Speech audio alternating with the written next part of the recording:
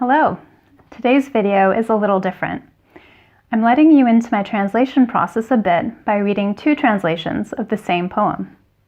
The poem is by contemporary Romanian poet Dan Sociu. He's from the city of Botoșani in the region of Moldova, and besides being a poet and a prose writer, he is also a translator.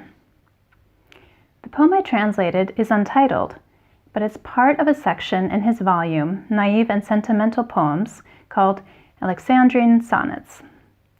And that title suggests that poems in this section have a particular poetic form.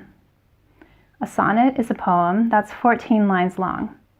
Alexandrine refers to a line that has 12 syllables, and it's most commonly found in classic French poetry.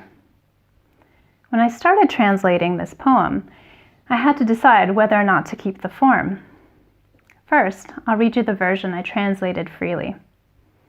The poem begins with a description of the past and then moves into the present.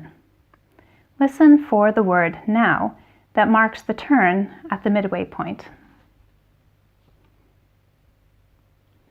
There used to be fewer planes and the sky clearer, with points of light that were less colorful but fixed. But who had time to sit there watching stars? Dreams and 3 months of snow were enough for me to know that the world could escape the world, at least for a little while. Now, the sky is the nothing on which I rest my eyes, and the stars keep me company while I smoke a cigarette out the window. Sometimes I climb inside one of those colorful stars, and at least for a little while, leave the world. With a small tray of food on my knees, I leave the world behind and go up through the snow. I think this poem attracted me right now because it gives me the feeling of escape, especially since the pandemic has made travel difficult.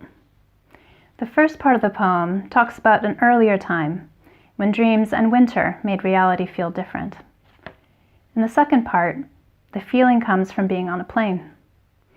The speaker doesn't seem to privilege one era over the other. They're simply different.